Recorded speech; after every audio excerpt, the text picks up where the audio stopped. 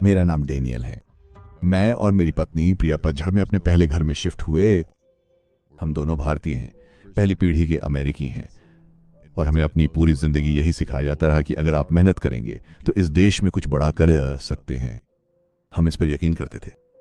हम आज भी यही मानते हैं कि ये टेनेसी के ग्रामीण इलाके की एक शांत सड़क थी, बट मैंने साफ मायने सुथरी सड़कें कम दूसरे से इतने दूर माइनस कि आपको लगे कि आपको निशा का पूरा अधिकार।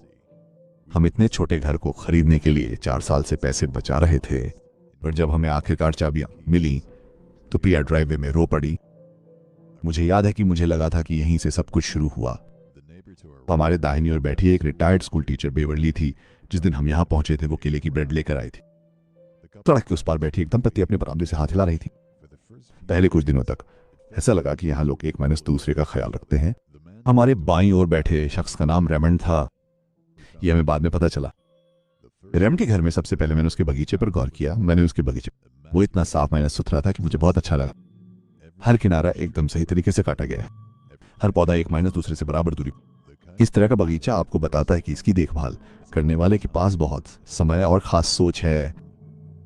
घर खुद साफ था, ताजा पेंट किए हुए शटर, एक भी चीज बेमेल नहीं थी। ये स्वागत करने वाला दिखना चाहिए, लेकिन ऐसा नहीं था। हमने रेमंड को पहले 5 दिनों तक नहीं देखा। उसका ट्रक हर सुबह वहीं होता था, हर रात वहीं रहता है। खिड़कियों से कोई हलचल नहीं, आंगन से कोई आवाज नहीं। प्रिया ने सबसे पहले इसका जिक्र यूं ही किया जिस तरह से आप अपने दिमाग में दबी हुई किसी चीज को बाहर निकालते हैं। क्या आपको लगता है कि वो वहां? मैंने उसे कहा कि कुछ लोग निजी होते हैं। मैंने उसे पहली बार रविवार की दोपहर को देखा था। मैं लॉन की घास काट रही थी और मुझे अपनी परिधीय दृष्टि में कुछ बदलाव महसूस हुआ। मैंने उसके घर की ओर देखा और वो अपने सामने के दरवाजे के अंदर खड़ा था, हाथ नहीं हिला रहा था, बस अपने दालान की छाया में अपनी बाहें फैलाए खड़ा था। मुझे देख रहा था। मैंने हाथ उठाया, वो हिला नहीं। कुछ सेकंड बाद वो अंधेरे में वापस चला गया और दरवाजा धीरे से बंद हो गया। मैंने खुद से कहा कि कुछ लोग बस अजीब होते हैं। मैंने उस पर यकीन कर लिया। लेकिन जो बात मुझे परेशान करने लगी थी वो थी टाइमिंग। हर सुबह जब मैं ड्राइववे से बाहर निकलती तो रेमंड अपनी रसोई की खिड़की पर होता, बर्तन नहीं धोता, बस काउंटर पर दोनों हाथ रखे खड़ा रहता, सड़क को देखता रहता। जब मैं उससे नजर मिलाती तो वो कुछ देर ज्यादा रुकता और फिर धीरे से मुड़ जाता, जैसे वो ऐसा करने का फैसला कर रहा हो। प्रिया ने मुझे बताया कि उसे सुबह दौड़ते समय ऐसा लगता था कि कोई उसे देख रहा। तो एक बार उसने एक ब्लॉक दूर से पीछे देखा और हमारे ड्राइववे के आखिर में किसी को खड़ा देखा। जब तक वो घर पहुंची वहां कोई नहीं था। मैंने बेवर्ली से उसके बारे में पूछा। वो आदतन चुप हो गई। उसने बताया कि वो लंबे समय से वहां रह रहा था। उसकी पत्नी सालों पहले उसे छोड़कर चली गई थी।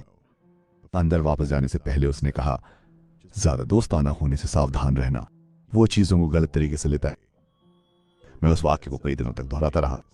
कुछ हफ्तों बाद प्रिया ने पाया कि हमारे पिछवाड़े का दरवाजा लगातार 2 सुबह खुला था। हमने सेकेंडरी बोल्ट का इस्तेमाल शुरू किया। तीसरी सुबह भी वो खुला था।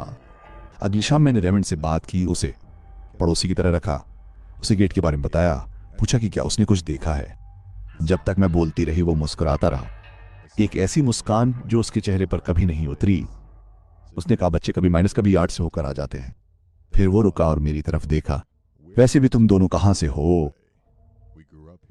मैंने कहा, हम अमेरिकी हैं। ये सुनकर वो और भी मुस्कुराया, जैसे मैंने कोई नादानी भरी बात कह दी हो। नहीं, मेरा मतलब है मूल रूप से तुम्हारे लोग कहां से हैं? मैंने उससे कहा, भारत से, क्योंकि यह उस सवाल को जीवन भर समझाने से भी आसान था। उसने धीरे से सिर हिलाया। घर से बहुत दूर, उसने कहा। फिर वो मुड़ा और मेरे जवाब देने से पहले अंदर चला गया। मैं एक पल के लिए उसके बरामदे में खड़ा रहा। ये नहीं जानता था कि अभी क्या हुआ था। मैं घर गया और प्रिया को आखिरी बात नहीं बताई। मैं अभी उसे जोर से कहने के लिए तैयार नहीं था। 2 रात बाद मैंने देखा कि हमारे आंगन में रखी कुर्सियों में से एक आंगन के पिछले कोने से सीधे हमारे बेडरूम की खिड़की के नीचे रखी हुई थी। घास पर ओस की बूंदें बिल्कुल भी नहीं थी, बस रेमंड के बाड़े से एक हल्की सी पगडंडी आ रही थी। मैंने एक फोटो ली। मेरे हाथ स्थिर थे, लेकिन मेरे सीने में कुछ स्थिर नहीं था। जब मैंने प्रिया को दिखाया तो वो कुछ देर तक नहीं बोली। फिर उसने कहा, डैनियल, मुझे कैमरे चाहिए। हमने उसी सुबह उन्हें मंगवा लिया। डिनर का आइडिया प्रिया का था। उसने सोचा कि शांति की पहल करने से मामला सुलझ सकता है। मैं सहमत नहीं थी, लेकिन मैंने विरोध भी नहीं किया। हमने रेमंड को एक शांत सप्ताह की रात में बुलाया। पहले 30 मिनट तक सब कुछ सामान्य था।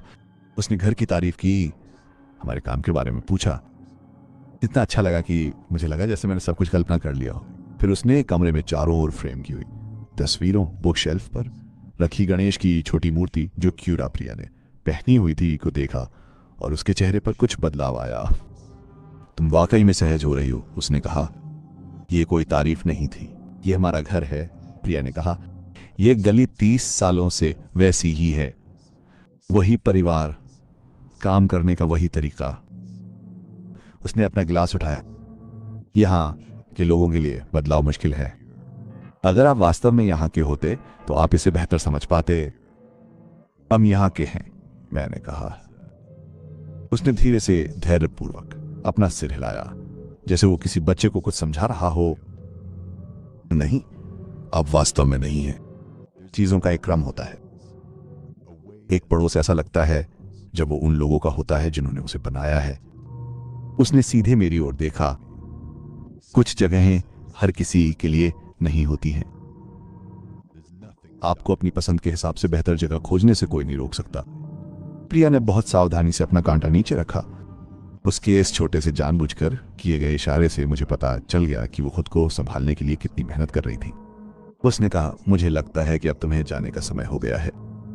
रेमंड ने उम्मीद के मुताबिक सिर हिलाया, बिना जल्दबाजी के खड़ा हुआ और दरवाजे की ओर चला गया। वो फ्रेम पर हाथ रखकर रुक गया। मैं इस गली में लंबे समय से रह रहा हूं, उसने धीरे से कहा। ज्यादातर लोगों को याद रखने से ज्यादा समय, और हर एक व्यक्ति जो यहां का नहीं था आखिरकार ये समझ गया। वो आखिरी बार मुस्कुराया। शुभ रात्रि। उसके पीछे दरवाजा बंद हो गया। हम उस रात ज्यादा नहीं सोए। हम अंधेरे में लेटे हुए धीमी आवाज में बात कर रहे थे कि जाना है या नहीं, यहां रुकने का कोई मतलब है या नहीं, यहां से जाने का मतलब बस जिंदा रहना है नहीं। हम तब तक इधर माइनस पर घूमते रहे जब तक कि हमने बात करना बंद नहीं कर दिया और बस घर को अपने आसपास शांत होते हुए सुनने लगे।